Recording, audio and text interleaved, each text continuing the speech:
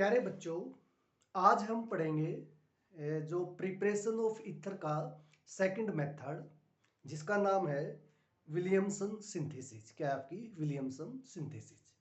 ये रिएक्शन आपके लिए बहुत इंपॉर्टेंट है। एक तो ये नेम रिएक्शन है और आपके सभी कंपटीशन के अंदर आती है। तो रिएक्शन का नाम क्या है? विलियमसन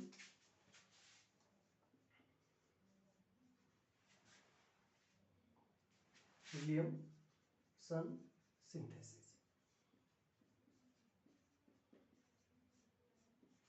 तो विलियमसन सिंथेसिस में आपका क्या है रिएक्शन के अंदर कि आपका कोई एल्काइल हैलाइड, सबसे पहले कोई एल्काइल हैलाइड रिएक्ट करेगा आपका सोडियम साल्ट, सोडियम इथोक्साइड। क्या आपका ये सोडियम इथोक्साइड, क्या आपका ये सोडियम इथोक्साइड, ये नेगेटिव और ये पॉजिटिव। तो क्या बन जाएगा आपका ROR प्लस NaX। क्या बन जाएगा? ROR plus NaX। तो आपकी विलियमसन सिंथेसिस रिएक्शन है आपकी। तो आपका एल्काइल हैलाइड और ये आपका क्या है? एल्कोक्साइड। क्या आपका? Alkoxide, sodium alkoxide. क्या आपका? सोडियम एल्कोक्साइड, या सिंपल हम क्या बोलते हैं? Sodium alkoxide. ये क्या आपका? Sodium alkoxide.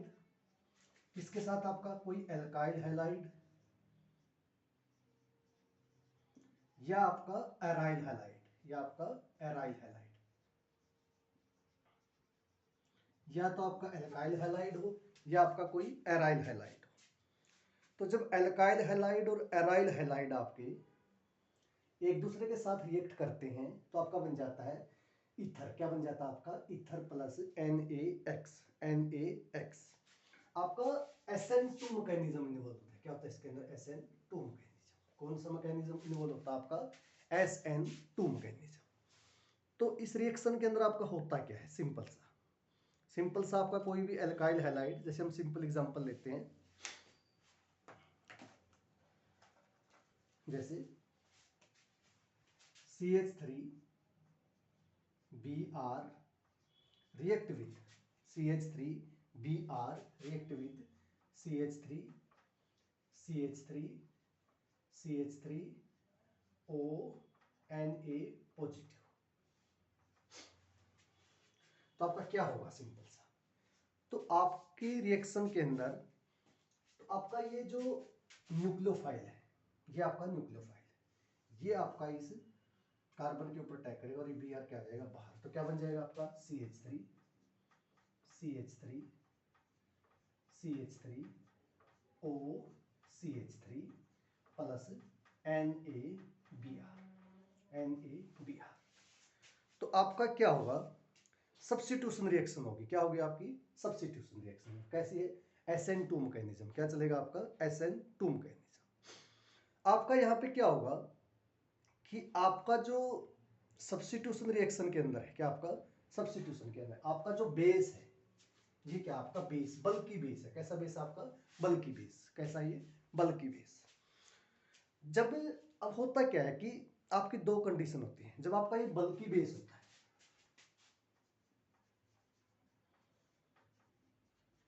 तो बल्कि बेस से मिलता है आपको ईथर। क्या मिलता है आपको? ईथर। और अगर हम सिंपल स्ट्रॉन्ग बेस ले लेते हैं, क्या ले लेते हैं हम? Strong base. अगर बेस हम स्ट्रॉन्ग ले लेते हैं तो हमारा बन जाता है एल्कीन। क्या बन जाता है? एल्कीन। सिंपल आपका देखो होगा क्या कि जब हम बल्कि बेस लेते हैं तो बल्कि बेस के अंदर आपकी रिएक्शन चलती है SN2 मैकेनिज्म। क्या चलती है? SN2 मैकेनिज्म के अंदर। लेकिन अब आपका बेस अगर स्ट्रॉन्ग हो जाएगा तो आपकी रिएक्शन टेक प्लेस करेगी एलिमिनेशन रिएक्शन। कौन सी रिएक्शन हो जाएगी आपकी? Elimination reaction. जैसे हम एक एग्जांपल करते हैं, तो आपका सिंपल है क्या? बेस तो बल्कि होना चाहिए। कैसा होना चाहिए आपका? बल्कि। और दूसरा क्या होना चाहिए आपका? जब बल्कि बेस आ जाएगा तो बल्कि बेस के कारण आपका जो न्यूक्लियोफाइल है ये इजीली अटैक कर जाएगा और आपका सब्स्टिट्यूशन रिएक्शन क्या हो जाएगी? Take place. अब इसका अपोजिट लेके देखते हैं कि अगर आपका बेस स्ट्रॉन्ग हो, क्या हो आपका? Base strong. एग्जांपल लेते हैं, जैसे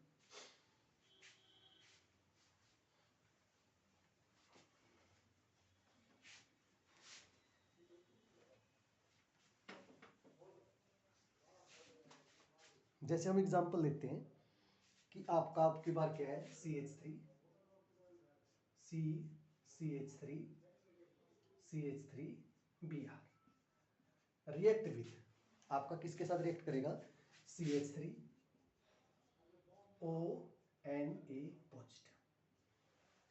ये आपका क्या है स्ट्रॉन्ग बेस। क्या आपका ये स्ट्रॉन्ग बेस। जब आपका स्ट्रॉन्ग बेस होता है क्या होता है आपका स्ट्रॉन्ग बेस, तो आपका टेक प्लेस करता है एलिमिनेशन। क्या टेक प्लेस करता है आपका एलिमिनेशन। अब एलिमिनेशन टेक प्लेस क्यों करेगा, क्योंकि जैसे आपका स्ट्रॉन्ग बेस होगा तो आपका एलिमिनेशन हो जाएगा, तो क्या बन जाएगी आपकी एल्कीन। क्या बन जाएगी आपकी एल्कीन। तो CH3 डबल बॉन्ड CH2 क्या बन जाएगी आपकी एल्कीन। क्या बन जाती है आपकी एल्कीन। प्लस साथ में क्या बन जाएगा आपका NaBr प्लस CH3OH क्या बन जाएगा आपका CH3OH। क्यों, क्योंकि जैसे आपका स्ट्रॉन्ग बेस होगा सबसे पहले आपका यहाँ पे बन जाएगा कार्बोकटाइन। ये ब्रेक हो जाएगा तो क्या बन जाएगा आपका टर्सरी कार्बोकटाइन।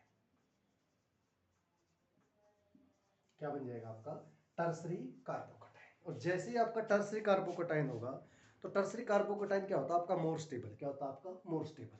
तो ये आपका रिएक्शन देगी SN1 रिएक्शन। क्या देगी आपकी SN1। और जब आपकी SN1 रिएक्शन होगी तो आपका क्या बन जाता है एल्कीन। क्या बन जाता है आपका एल्कीन। सिंपल। ये तो था आपका एलिफेटिक के लिए। अगर कोई आपका एरोमेटिक आ जाए तो सबसे पहले हम क्या करेंगे, जैसे एरोमेटिक का एग्जांपल लेंगे।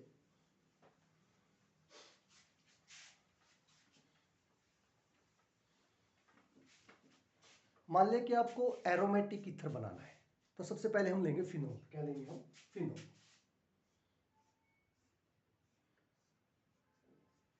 ये आपका फिनोल है। Phenol react with sodium hydroxide. किसके साथ सोडियम हाइड्रोक्साइड। तो क्या बन जाएगा आपका phenoxide ion ONA positive plus H2O। तो ये आपका जो फिनोक्साइड आयन है ONA पॉजिटिव प्लस ये आपका किसी एल्काइल हैलाइड के साथ रिएक्शन कर जाएगा RX के साथ। किसके साथ RX के साथ। तो क्या होगा आपका ये R के ऊपर अटैक करेगा और ये बाहर चला जाएगा। क्या बन जाएगा आपका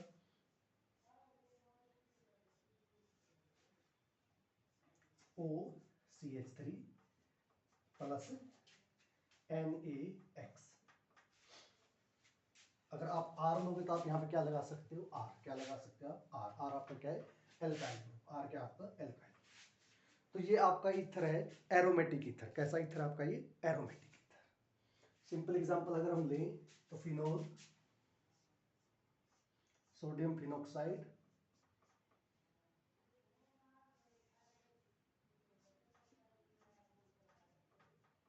रिएक्ट विद CH3Br। तो क्या फॉर्म हो जाएगा आपका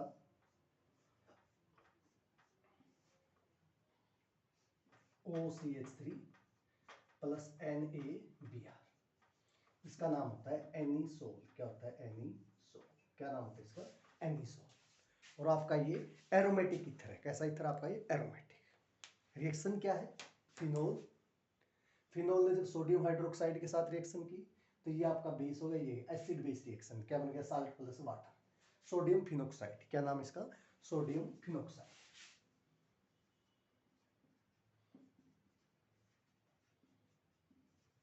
जब इस सोडियम फिनोक्साइड ने आपके किसी एल्काइल हैलाइड के साथ रिएक्शन की। किसके साथ एल्काइल हैलाइड।